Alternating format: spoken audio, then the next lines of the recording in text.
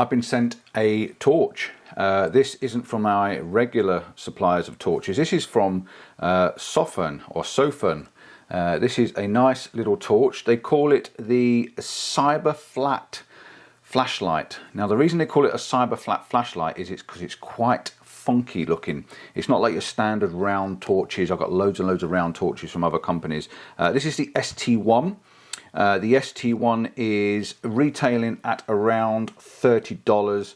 That's going to be about 26, 27 pounds, I would have thought, in the UK. So let me undo an unboxing and then I'll show you roughly how it works. I've only opened this once to have a quick glance at it, so I'm going to go through it with you live.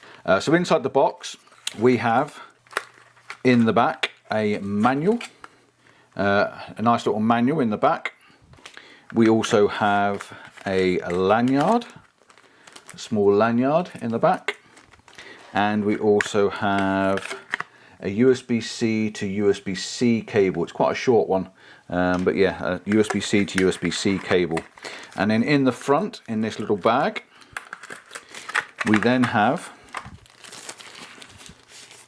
our torch, or our flashlight for the Americans that are watching, because I know you call them flashlights. Now when you first get it out of the packet, you'll notice on the front there it's got a yellow tinge to the lens. It's actually got a small yellow plastic protector on the front, so just make sure you peel that off, otherwise it could get quite warm and melt to it, and it's just a protector for the front of the lens. First thing I notice is it's flat. This is the first thing out of the box. It's flat and it is very like aerodynamic. It looks like a little spaceship. It's got these lovely carved engraved lines. Got the ST1s engraved into the back, and yeah, it just looks pretty swish. It's also got something engraved in the bottom. It's got Sofirn, which is the make in the bottom there, so it's quite a nice looking little item. And what I do like about it, because it's flat, it will slide into my camera bag, into the pocket, into the top pocket, into the camera bag. You can also drop it into your pocket in your trousers, and it's not going to be bulky and sticking out. It's quite flat. You can even drop it in your back pocket and sit on it, and it's not going to be too harmful. On the bottom we have a USB socket there, a USB-C socket in the bottom there, with a little rubber cap over it. That gives you that waterproofness, and I'll check and see what the waterproof is. I think it's IPX7. And there's also a ring on the top there. There's a slight hole in the top, a little ring cut out just there, and what that does is that will take your lanyard. And I do like a nice lanyard, because when I'm out, if I'm walking my next door neighbour's dog, or I'm out like I was at the weekend, I was down in a cave in a quarry underground, and we had torches and head torches and all sorts, and when I take my torch out of my pocket, I want to make sure that the lanyard's attached to it, because then if I pull it out and I flip it, I'm going to struggle to find it on the floor. At least with this, I can put my hand in the lanyard, pull it out of my pocket, and I know it's attached to the lanyard. So I really do like having a lanyard, and that's quite a long one as well, which is quite nice. On the front, we've got 5 little LEDs on the front. There's 5 little LEDs, you can see just there. Let's see if I can focus on them for you. So there's 5 little LEDs on the front. You can see there's 1 in the middle and 2 on either side. On the back, on the top, you've got a large round button. That is going to be your on and off button. So I know I'm speaking it obvious, but this is what I'm seeing, this is what I'm telling you. There's a little bit of weight to it. There is a little bit of weight to it, so it should have a decent sized battery inside this thing, and with it being rechargeable, hopefully it will last a long time. And again, I'm going to flick through some specs on the screen and I'm going to tell you all about it. So let's press it and see what happens.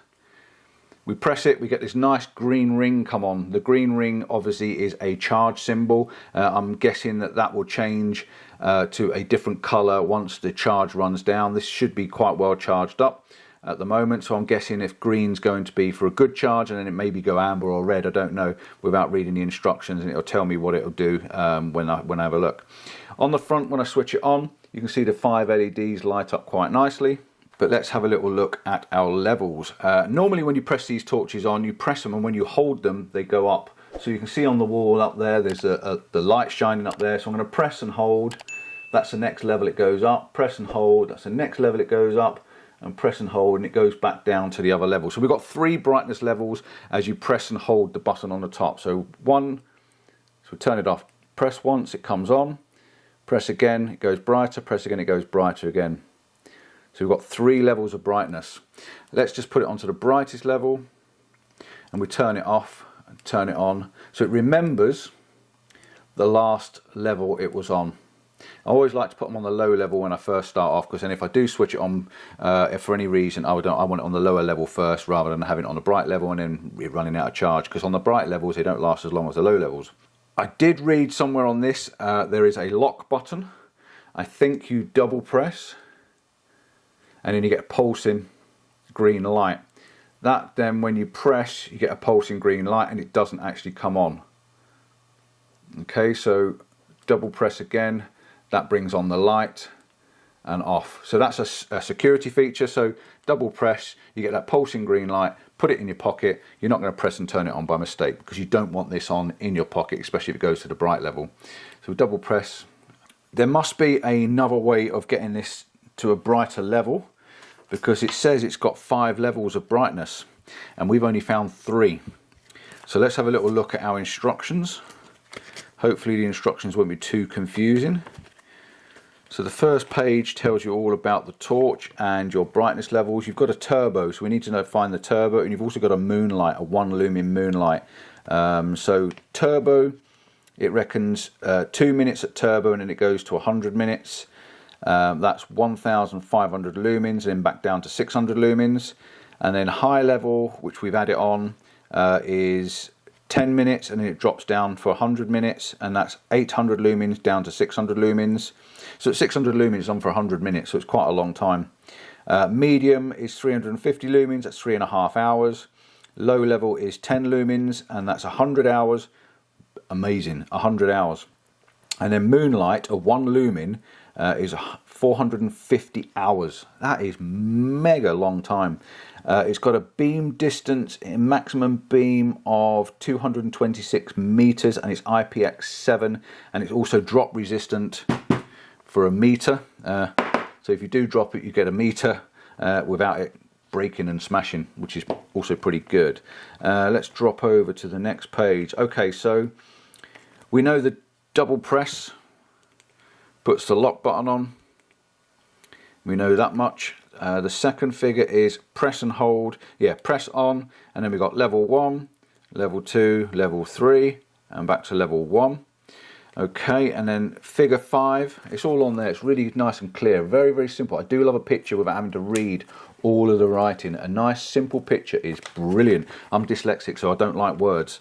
Then we've got figure 5, moonlight. It says from off position, press and hold for moonlight. So if we press and hold, there we are. We've got these little tiny, very, very dim reading light. This is brilliant for maps. When you're out at night without spoiling your night vision, it's great for maps. It's great for reading compasses or anything. You know, it's really, really dim. It's not going to affect your eyesight too much. It's quite a dull, dim light if I'm shining it directly into the lens there. So that's your 1 lumen, and then turn it off, turn it back on, it goes back on to normal. You can see that's a little bit brighter. And then we've got turbo. So from turbos, from the on position, and it's 2 presses, 1, 2, and then we get the turbo. So turbo off, we've got 1, 2, 3, 1, 2, 3, and then turbo goes even brighter. That is mega, mega, mega bright, isn't it? You turn it back down and it goes back down to normal. And we're on, and we go back down to low, because that's where I like to keep it. Stop when I shine it and shine it in my eyes. So yeah, very simple instructions, nice and easy to use. I like the fact that it's just on and off. You haven't got too much to think about. So when you switch it on, if you want that turbo mode to burst the light, you know, you're looking for something, you're in a big cave and you want to have a good look around, or you're in the woodlands, you want to have a good look around, or you know, you need that big bright light that's going to come on. It's only going to come on for 2 minutes, but it's enough to get it on. So it's press it on and then double press once it's on. Mega bright light. Awesome, awesome, awesome. So let me have a look on my screen. Let me see if there's anything that I've missed. I just want to have a quick flick through the screen and tell you. Long lasting illumination meets cyber design. Well, it's very cyber design. I like the design. I think it's really, really good. I think it's beautiful. It's the ST1. So yeah, remember that name. Any discount codes will be on the screen for you, so you can get yourself a discount, because a lot of companies do give me discounts and I want to share that discount with you so you can get some money off. 1,500 lumens, which I spoke about, a beam distance of 226 meters, which is pretty cool. Battery, it's a 2,100 milliamp hour battery, and that will last in low power, that's 1 lumen, for up to 450 hours. Amazing, amazing, amazing. Single button multifunction switch, we've seen that. One button on, one button off, and IPX7, which I've also said. Vehicle light inspired 1+4 LEDs. Okay, so they said that's vehicle light inspired, so you get that one big light in the middle and the 2 little lights on either side. Don't understand where that comes from, but it's fair enough. Kelvins, we've actually got some kelvins as well. So spotlight, we've got 6,500 kelvins, and then floodlight, we've got 5,000 kelvins. So if I turn that on and go up to spotlight, that is like quite a bright light, isn't it? Quite a warm light. And then if you double press and go to turbo, it goes to a whiter light, and I think that's what it means by the different kelvins. So I'm guessing if that makes a difference. To me, it doesn't make any difference whatsoever. I just want to make sure the torch is working and lighting up. 5 levels of light, from moonlight up to turbo. We've already seen that. They reckon it's great for cycling, so if you could mount this on the bike, it'd be good for a cycling light. But I do have other cycling lights. I actually work with Raveman, and they send me cycling lights. Amazing lights. If you haven't seen them, check them out. They are brilliant for cycling lights. Great for maintenance. Now, the one thing I always do, I like to test is, does this have any magnetic properties? And it doesn't. It's not magnetic. Okay, that is, to me, is a very big shame, because I love a magnetic torch, even if it's magnetic just on the bottom, so that I can attach it to the bonnet of the car if you're working on the car, or you're working on the van, or you just want to go hands-free and you want to attach it to something. It would have been nice if that was magnetic, and it's not. It's an aluminum body, so it's made of aluminium, so that may have something to do with it, but it would have been nice to have a magnetic bottom on it. Great for camping, great for outdoor and hiking, definitely great for hiking. I've got a big spreadsheet up in front of me. I'll put it up on the screen for you so you can have a look at it as well. It says driver, buck driver, if that makes anything for anybody. It's a touch switch, yes, USB-C, as we know about, and it's a 6061 aluminum alloy. Does that mean anything to you? It doesn't to me. Let me know in the comments. Impact resistant 1 meter or 3.28 feet. Water resistant for IPX7. Weight, that's a good one, isn't it? Weight, 102 grams. It weighs 102 grams. Again, that might be important to you. That's with the battery in it. It doesn't seem to be any way of taking the battery out, but so it's 102 grams. And it measures 2816 by 120 millimeters. So it's 28 millimeters this way, but 16 millimeters this way, and 120 millimeters this way.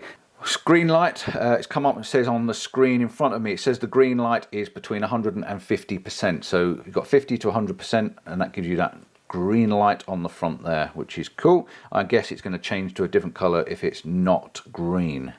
And that's as simple as that. I can't really tell you much more about it. I really like it. I think it feels great. I'm going to stick this downstairs on the shelf, and when we walk next door's dog, this will be the first thing I pick up, because it's very quick, very simple. It fits in the hand really, really nicely, and the on and off buttons, you can feel it. It sticks out slightly prouder, and you can feel the on and off button. You haven't got to go searching for it, and with it not being rubber, you haven't got to dig your finger right into it. It's literally a nice simple press on and off. Job done. See you soon. Don't forget to like and subscribe. If you use torches, what torch do you use? Why do you use it? And what do you recommend is good and bad in a torch? And I can always pass this information straight back to them. Ta-da.